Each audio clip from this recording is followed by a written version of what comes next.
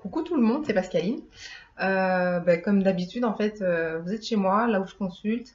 C'est bien parce qu'aujourd'hui, canapé, je me mets là où les gens viennent consulter pour l'hypnose.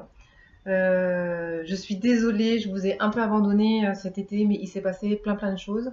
Je voudrais vous faire une toute petite vidéo pour vous expliquer tout ce que j'ai fait, comme ça, s'il y a quelque chose là-dedans qui vous intéresse, ben, du coup, je pourrais développer.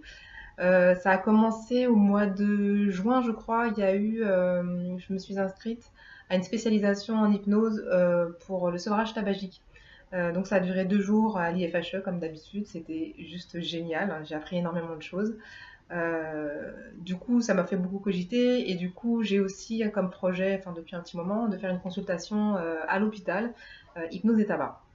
Donc déjà, au mois de juin, j'étais bien prise par ça, et c'était hyper intéressant. Donc si vous voulez qu'on parle tabac, on peut parler tabac et d'hypnose aussi.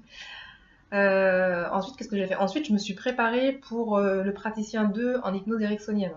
Comme je suis déjà praticien 2 en hypnose humaniste, j'ai voulu compléter ma formation. Et donc, du coup, je me suis préparée en lisant pas mal de bouquins d'hypnose ericksonienne, nouvelle hypnose aussi, beaucoup.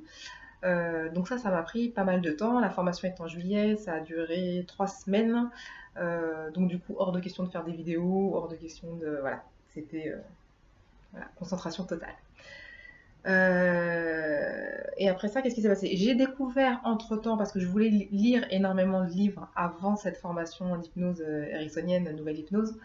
Euh, du coup, je me suis intéressée à la lecture rapide, qui a été initiée il y a plusieurs décennies par Tony Buzan. Lecture rapide pour ne pas perdre en compréhension de lecture. C'était ça le plus important pour moi parce que j'ai un excellent taux de compréhension, c'est-à-dire je suis au-delà de 90-92% de compréhension. Et par contre, au niveau vitesse de lecture, je suis niveau CP à peu près, je crois. Niveau primaire, on va dire, pour pas trop se dévaloriser. Donc, du coup, l'objectif, c'était de passer de 250 mots par minute à 1000 mots par minute. Donc, j'ai commencé à lire ce bouquin-là tout le mois de juillet, même tout le mois de juin-juillet. Et donc, j'ai réussi à augmenter ma vitesse de lecture, mais en même temps, il fallait lire des livres d'hypnose, de PNL et tout ça. Donc, j'ai mis un peu pause. Mais en tout cas, ce qui est intéressant, c'est que je lis déjà plus vite, j'ai déjà doublé mon niveau de enfin, ma vitesse de lecture. Donc ça, c'est chouette. Et puis, ce que je me suis rendu compte il y a aussi pas très longtemps, c'est que maintenant, les vidéos que je regarde sur YouTube, ben, je mets en vitesse accélérée aussi parce que c'est trop long, quoi. Donc, utiliser la vitesse rapide sur les vidéos YouTube, c'est bien. Deux, moi, je vais essayer de parler, même si c'est pas plus vite, mais en tout cas de vous faire des vidéos qui vont durer que 5 minutes. Tant pis, je vais trouver un moyen, mais que 5 minutes, parce que sinon, je trouve ça vraiment trop long. Et puis, voilà, donc il y avait la lecture rapide dont je voulais vous parler. Qu'est-ce qui s'est passé? Là, je me suis inscrite pour une spécialisation, toujours à l'IFHE à Paris, en hypnose, auto-hypnose et transgénérationnelle. En fait, pour aller chercher tout ce qui est date anniversaire, événements récurrents, histoire de famille qui se superposent, voilà, tous les symptômes qu'on a euh, actuellement et qui se retrouvent en fait dans les ancêtres et dans des choses, voilà, ou des dates qui reviennent, des choses comme ça. Je vous en ai pas encore parlé parce que bon, le sujet est vaste, mais en tout cas c'est très intéressant. C'est Anne Ancelin-Schutzenberger qui a commencé à parler de psychogénéalogie dans les années 90 à peu près. Euh, et qui est décédée il n'y a pas très longtemps, enfin cette année elle est décédée, je crois qu'elle était quasiment centenaire.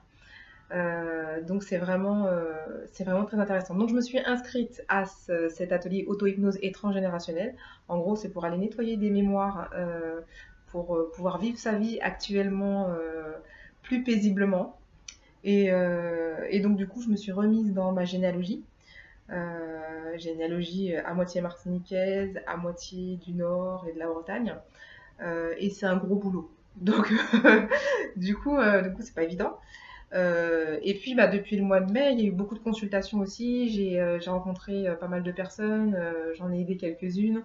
Euh, donc voilà, tout ça, ça prend du temps, mais en tout cas, j'ai repris le bouquin à la bibliothèque de Alain Esposito, et donc je compte bien vous parler de la suite de ce qu'il explique concernant la psychosomatique. Voilà, on en était au chapitre 3, donc il faut que je reprenne au chapitre 3.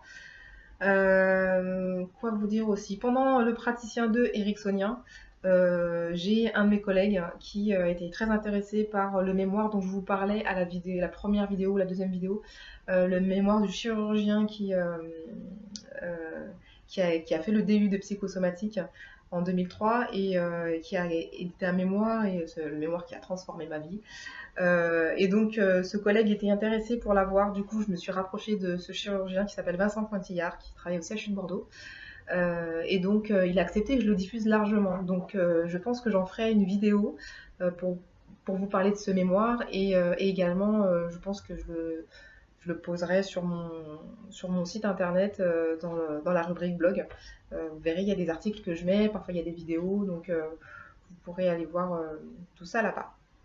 Voilà, donc je vous dis à très bientôt. J'en suis à 5 minutes 58, c'est déjà trop. Je vous dis d'ici ce week-end, je pense qu'il y aura une vidéo qui tombera sur le chapitre 3 de Alain Esposito sur le livre Mortelles émotions. Voilà. Je vous fais tout plein de bisous, je vous dis à bientôt et prenez soin de vous.